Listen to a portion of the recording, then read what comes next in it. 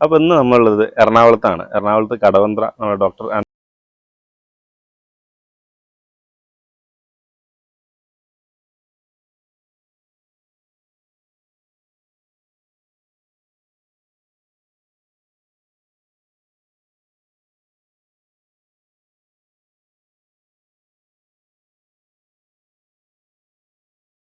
മുമ്പ് കംപ്ലീറ്റ് ചെയ്ത പ്രോജക്ട്സ് ആണ്. അപ്പോൾ അതിൻ്റെ പ്രോജക്ട്സിൻ്റെ ഡീറ്റെയിൽസും കാര്യങ്ങളൊക്കെ നമുക്ക് ഡീറ്റെയിൽ ആയിട്ട് തന്നെ കാണിച്ചു തരാം. അപ്പോൾ നമുക്ക് നേരെ വീഡിയോയിലേക്ക് പോകാം. അപ്പോൾ ആക്ച്വലി ഇതാണ് നമ്മൾ ഇവിടെ ചെയ്ത് സ്ലൈഡിംഗ് ഗേറ്റ് എന്ന് പറയുന്നത്.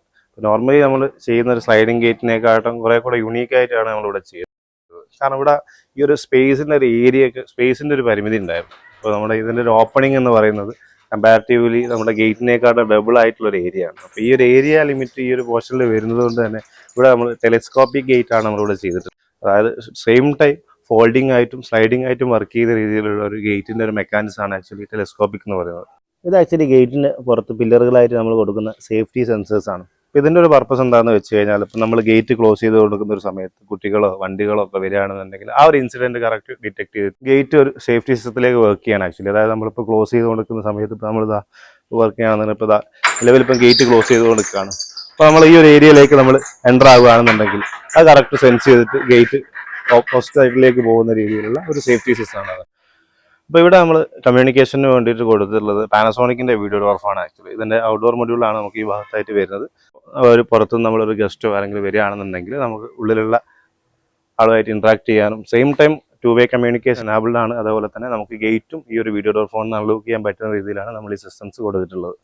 അതേപോലെ തന്നെ നമ്മളിപ്പോൾ ഉള്ളത് വീടിൻ്റെ ലിവിങ് ഏരിയയിലാണ്. ഇപ്പോൾ ലിവിങ്ങിൽ കാണാൻ പറ്റും നല്ലൊരു ഡബിൾ ഹൈറ്റിൽ വരുന്ന ഒരു കേർട്ടൺ ഉണ്ട് ഈ ഏരിയയിൽ.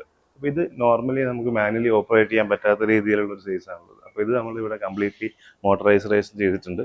അപ്പോൾ നമുക്ക് കാണാൻ പറ്റും.